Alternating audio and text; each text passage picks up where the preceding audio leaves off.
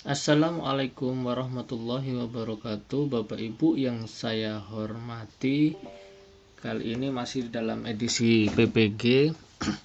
Kali ini saya akan menyampaikan contoh lembar umpan balik. Jadi Bapak Ibu ketika nanti di PPG menyebarkan pemahaman merdeka belajar kepada teman sejawat atau dengan guru sekolah lain, maka Bapak Ibu perlu juga membuat lembar umpan balik. Oh iya, perkenalkan saya Ahmad Faizin, Kepala Sekolah Penggerak Angkatan 1 dan narasumber berbagi praktik baik Angkatan ketiga.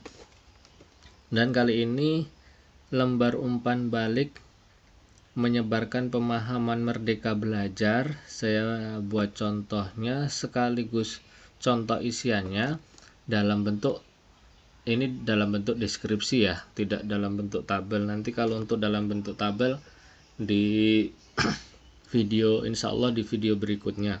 Nah, jadi contohnya misal Bapak Ibu membuat lembar ini ya, sebelum kalau Bapak Ibu mau menyampaikan atau berbagi tentang menyebarkan pemahaman merdeka belajar, maka Bapak Ibu sudah membawa lembar umpan balik ini yang nantinya diisi oleh teman. Misal nama guru siapa, sekolah mana, tanggal, email, nomor telepon.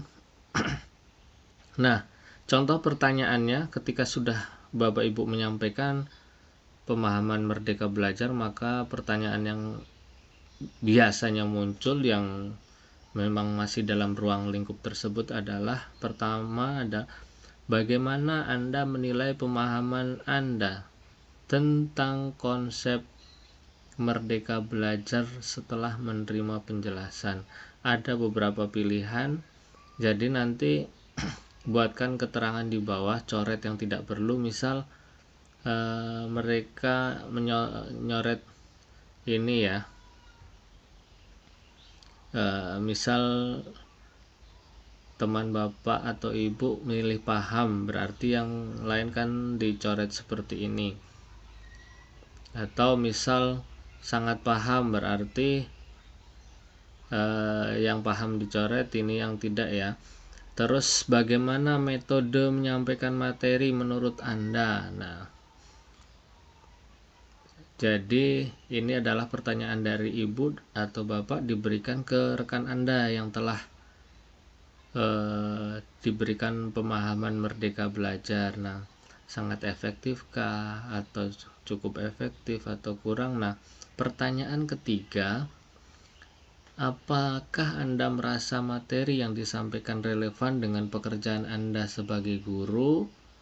Nah, jawaban pilihannya terserah gurunya ya. Terus apakah Anda merasa lebih siap untuk menerapkan konsep merdeka belajar di kelas setelah menerima penjelasan ini? Nah, sangat siap atau cukup atau kurang siap. Nah, misalkan kurang siap kenapa gitu ya. Terus bagaimana Anda menilai kualitas materi yang disampaikan? Sangat berkualitas. Nah, ini adalah pertanyaan nomor 1 sampai 5 adalah dalam bentuk teman sejawat atau peserta dalam bentuk memilih ya. Untuk selanjutnya adalah nomor 6, 7, 8 dalam bentuk mereka mengutarakan, menuliskan apa yang mereka rasakan. Apa yang menurut Anda menjadi kelebihan dari penyampaian materi ini? Terus apa yang menurut Anda perlu diperbaiki dalam penyampaian materi ini? Terus saran atau komentar lain, karena bisa jadi ada pertanyaan yang mungkin tidak tercover oleh kita, maka guru boleh menuliskan saran dan komentar lain.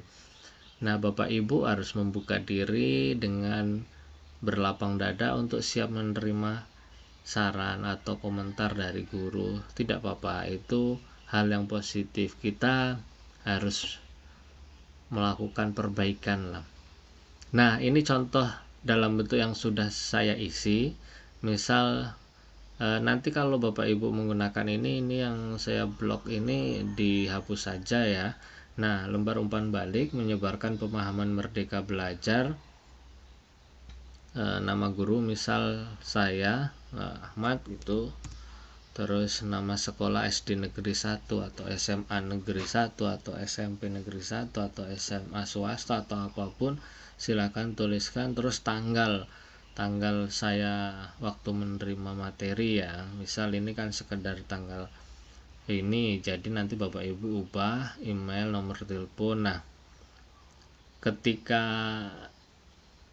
bagaimana Anda menilai pemahaman Anda, penjelasan Anda, ini bukan ditulis seperti ini ya, tapi mereka kan sudah mencoret-coret yang tidak mereka ini ya. Jadi ini ringkasan saja, misal mereka paham, terus bagaimana metode penyampaian materi menurut Anda efektif, terus nomor 3, apakah Anda merasa materi yang disampaikan relevan dengan pekerjaan Anda sebagai guru?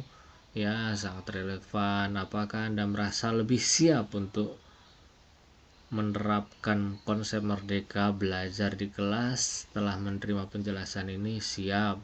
Bagaimana Anda menilai kualitas materi yang disampaikan? Berkualitas.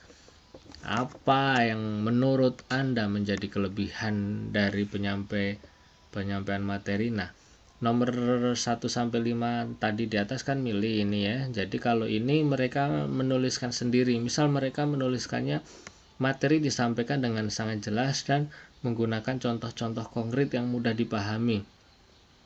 Diskusi kelompok juga membantu dalam memperdalam pemahaman.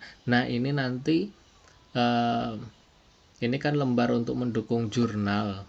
Maka inilah yang kalimat ini yang masuk di jurnal kita ya, jurnal tentang pemahaman merdeka belajar. Bapak Ibu, penting ini karena harus nantinya difoto lembar umpan balik ini ya. Seperti halnya kita melakukan pelatihan mandiri di PMM kan kita diminta lembar umpan balik. Nah, nomor 7, apa yang menurut Anda perlu diperbaiki dalam penyampaian materi? Misal mereka mengisikan waktu untuk sesi tanya jawab bisa ditambah agar lebih banyak pertanyaan dapat dijawab. Terus saran atau komentar lain, saya sangat menghargai upaya untuk memperkenalkan konsep merdeka belajar ini. Semoga kedepannya ada pelatihan lanjutan untuk lebih mendalami penerapannya di kelas. Wah, sangat positif ini ya, jadi isiannya ya. Jadi demikian, ini adalah contoh lembar umpan balik dalam bentuk deskripsi ya, tidak dalam bentuk tabel. Untuk dalam bentuk tabel insya Allah di video berikutnya. Demikian, semoga bermanfaat. Apabila ada pertanyaan silahkan tuliskan di kolom komentar. Semoga bisa saya jawab dalam bentuk video ya, agar penjelasannya lebih jelas. Demikian, saya Ahmad Faizin, mohon maaf ada kesalahan. Assalamualaikum warahmatullahi wabarakatuh.